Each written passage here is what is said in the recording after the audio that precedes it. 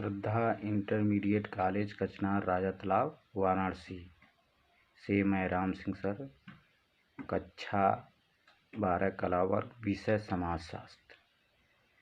इसके पहले वाले वीडियो में हम लोग परियोजना कार्य पाठ का अध्ययन कर चुके हैं। अब इस वीडियो के माध्यम से हम लोग देखेंगे, अगले पाठ का अध्ययन करेंगे, जो है पाठ सांस्कृतिक विविधता की चुनौतियाँ। देखेंगे जो यह अगला जो पाठ है, इसे हम लोग सांस्कृतिक विविधता की चुनौतियाँ यानी क्या क्या इनकी चुनौतियाँ होती हैं। तो सबसे पहले हम लोग देखेंगे राष्ट्र राज्य में सांस्कृतिक समुदायों की भूमिका। देखेंगे राष्ट्र राज्य में सांस्कृतिक समुदायों की क्या भूमिका होती है, क्या योगदान होता है। सबसे पहले उस टॉपिक पर हम लोग अध्ययन या चर्चा विचार करेंगे। देखेंगे सबसे पहले हम लोग देखेंगे कि भारत में विभिन्न सांस्कृतिक समुदायों के कारण, देखेंगे यहाँ पर हमारे भारत देश में विभिन्न प्रकार के सांस्कृतिक समुदाय निवास करते हैं। उसके कारण सांप्रदायिकता, क्षेत्रवाद तथा जातिवाद जैसी समस्याओं का सामना हम बहुत समय से करते आ रहे हैं। तो उन सांस्कृतिक समुदायों के कारण देखेंगे तरह तरह की समस्याएं हमारे सामने आती हैं, जैसे सांप्रदायिकता, क्षेत्रवाद, जातिवाद। तो इस तरह से यहीं देखेंगे। इसके साथ साथ किसी भी सांस्कृतिक समुदाय को यह महसूस होता है, जब कोई भी समुदाय हो, देखेंगे समुदाय के विषय में हम लोग आगे अध्ययन कर चुके हैं। समुदाय माने ऐसे लोगों का जो समूह होता है जिसमें समान कार्य, धर्म, जाति के लोग संबद्ध होते हैं, तो ऐसे समूह को हम लोग समुदाय बोलते हैं। समुदाय में देखेंगे कई प्रकार होते हैं, जिसमें ग्रामीण समुदाय, नगरीय समुदाय और जनजातीय समुदाय।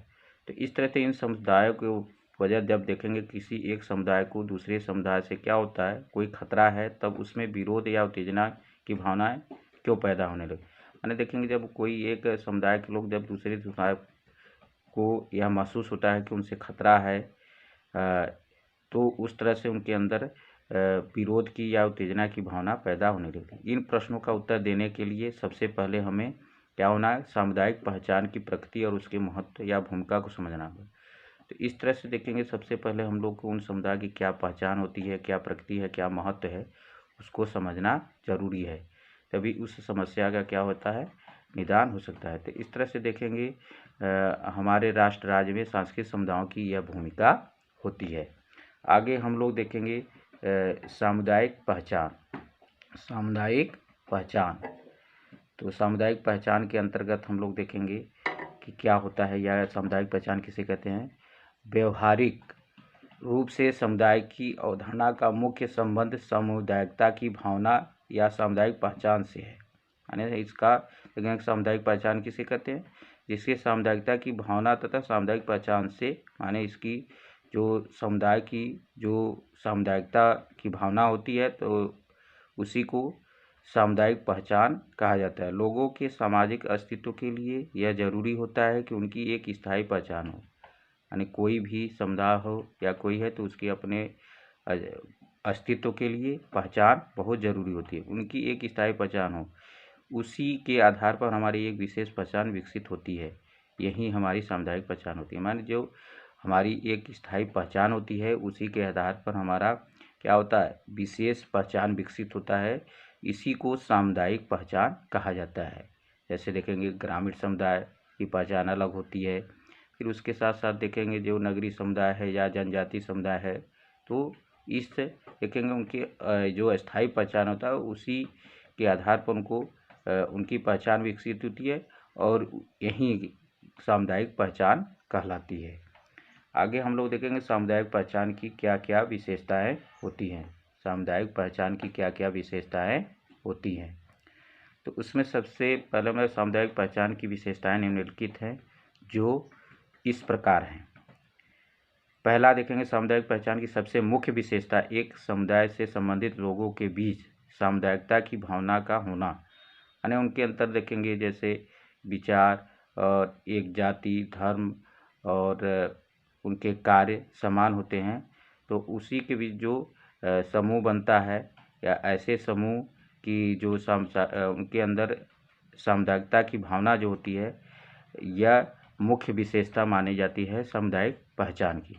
माने सामुदायिकता की जो भावना समूह के अंतर्गत होती है, वह सामुदायिक पहचान की एक मुख्य विशेषता मानी जाती है। दूसरी विशेषता देखेंगे कि यह है कि सामुदायिक पहचान का संबंध व्यक्ति की योग्यता या उसके जीवन से संबंधित सफलताओं सफलताओं से नहीं। देखेंगे समुदाय माने किसी व्यक्ति विशेष से नहीं होता है, वह पूरे समुदाय के लोगों से होता है, नहीं कि किसी एक व्यक्ति के सफल या असफल होने से उस समुदाय की पहचान बनती है, ऐसे उससे संबंधित नहीं। यह क्या होता है, पूरे समूह का होता है। तो दूसरी विशेषता यह है कि यह किसी व्यक्ति विशेष से नहीं होता, पूरे समूह से होता है। अगली जो विशेषता है सामुदायिक पहचान की तीसरी विशेषता यह है कि इसकी प्रकृति सार्वभौमिक होती है। देखेंगे जो इसकी प्रकृति होती है वह क्या होती है, सार्वभौमिक होती है। सार्वभौमिक माने जो सभी के लिए होता है, माने पूरे समूह के लिए होता है, इसलिए इसे इसकी एक विशेषता मानी जाती है कि सार्वभौमिकता या सार्वभौमिक गुण भी इसमें पाए जाते हैं सामुदायिक पहचान में। अगली जो विशेषता हम लोग देखेंगे, चौथी विशेषता है सामुदायिक पहचान एक पक्षी होती है। यह क्या होता है, एक पक्षी होता है। क्योंकि देखेंगे किसी ग्रामीण हो या नगरी हो या फिर जनजाति समुदाय हो, तो बस उनके ही पहचान के लिए अलग होता है। तो इस तरह से देखेंगे उनका जो भी कोई गुण होते हैं या जाति होता है, धर्म होता है, कार्य, तो वह उसी के लिए पहचानते हैं। इसीलिए कहा गया कि यह क्या होता है, एक पक्षी होता है। हम लोग आगे बढ़ेंगे। जो अगला टॉपिक है वह है राष्ट्र। क्या है, राष्ट्र। देखेंगे राष्ट्र किसे कहते हैं, मैक्स वेबर के अनुसार। माने देखेंगे मैक्स वेबर जो यह प्रसिद्ध समाजशास्त्री थे, इन्होंने राष्ट्र के विषय में अपना एक विचार दिया है।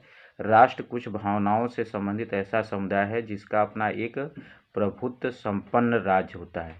माने देखेंगे उनका एक पहले से माने इस तरह से ऐसा समुदाय जिसकी एक प्रभुता संपन्न गुण पाए जाते हैं, तो ऐसे ही समुदाय को क्या कहा जाता है, राष्ट्र कहा जाता है। जो उनके जो भी माने कुछ भावनाओं से, जैसे कुछ भी उनके अंदर भावना होती है, तो एक रूपता पाई जाती है या उसके कारण उनका प्रभुता या अस्तित्व होता है, तो उसी को क्या कहा जाता है, राष्ट्र कहा जाता है। उन्होंने कहा राष्ट्र कुछ भावनाओं से संबंधित ऐसा समुदाय है जिसका अपना एक प्रभुत्व संपन्न राज्य होता है। यानी जिसका एक प्रभुत्व संपन्न राज्य हो, उसी को हम लोग क्या कहते हैं, राष्ट्र कहते हैं। इस तरह से देखेंगे आगे हम लोग बढ़ेंगे। आगे है राष्ट्र राज्य में सामुदायिक पहचान की नीतियाँ। माने जो राष्ट्र राज्य है उसमें सामुदायिक पहचान की क्या नीतियाँ होती हैं। राष्ट्र राज्य तथा राष्ट्र राज्य से संबंधित विभिन्न कसौटियाँ इतनी अनिश्चित प्रकार की हैं कि उनके बीच कोई स्पष्ट अंतर कर सकना बहुत कठिन है। देखेंगे कोई भी देखेंगे जो राष्ट्र राज्य की सामुदायिक पहचान की नीतियाँ बनाई गई हैं उसमें कुछ इतनी माने अनिश्चित प्रकार की उसमें कसौटियाँ रखी गई हैं, जिनके माने उन विशेषताओं के आधार पर उनमें अंतर स्पष्ट करना बहुत कठिन काम होता है। राष्ट्रीयता के विकास के लिए दो तरह की नीतियों का उपयोग किया जाता है। जो देखेंगे कि जो हमारे अंदर राष्ट्रीयता की भावना का विकास करने के लिए जो राष्ट्र राज्य होता है वह दो नीतियों का प्रयोग करता है। तो इसमें एक नीति को हम सात्मीकरण जो सात्मीकरण की नीति कहते हैं। जो एक नीति क्या होती है, तो सात्मीकरण की नीति होती है, जिसमें सभी क्या करते हैं, एक दूसरे को उसमें सम्मिलित करने का प्रयास करते हैं। तो ऐसी नीति को क्या कहा जाता है, सात्मीकरण की नीति। जबकि दूसरी ओर जो नीति होती है एकीकरण की, जो इसमें क्या होता है, लोगों को एकत्र करने का काम किया जाता है। इस तरह से देखेंगे जो सामुदायिक पहचान की नीतियाँ होती है वो क्या होता है, एक तो सात्मीकरण होता है और दूसरा एकीकरण। इन नीतियों के द्वारा सामुदायिक पहचान की भूमिका या उनको स्पष्ट करने का कार्य किया जाता है। अगली जो इसकी आगे अगला जो टॉपिक हम लोग देखेंगे इसमें वह यह है कि सांस्कृतिक विविधता के बीच भारतीय राष्ट्र राज्य। भारत एक बड़ा सांस्कृतिक विविधताओं का क्या है, अनुपम राष्ट्र है। इसमें देखेंगे कि कई संस्कृति के लोग निवास करते हैं। यहाँ सांस्कृतिक विविधता के बीच राष्ट्र निर्माण के लिए एकीकरण की एक ऐसी नीति अपनाई गई जो धर्मनिरपेक्षता, समानता, स्वतंत्रता और सहिष्णुता पर आधारित। देखेंगे यहाँ पर जो विभिन्न संस्कृति के लोग निवास करते हैं उनको के बीच एक रूपता स्थापित करने के लिए कुछ नीतियाँ बनाई गई। वह एकीकरण की नीति है जो निरपेक्षता, समानता, स्वतंत्रता या सहिष्णुता पर आधारित है। सांस्कृतिक एकीकरण एक ऐसी नीति को अपनाने पर जोर दिया गया जिसके द्वारा एक या विभिन्न समुदाय, धर्म, भाषा, संस्कृति को मान्यता दी गई है, तो दूसरी ओर राजनीतिक आधार पर जोड़ने के प्रयत्न किए गए। तो इस तरह से देखेंगे इसमें जो भी लोगों के अंदर एकरूपता की भावना या एकता की भावना को उत्पन्न करने के लिए कुछ नीतियों जैसे एकीकरण का प्रयोग किया है। उसी तरह दूसरी तरफ कुछ राजनीति के माध्यम से भी लोगों को जोड़ने का कार्य किया जाता है। तो इस तरह से हम लोग इसके अंतर्गत हम लोग आज इतना ही अध्ययन करेंगे। इसके आगे हम लोग अगले वीडियो में अध्ययन करेंगे।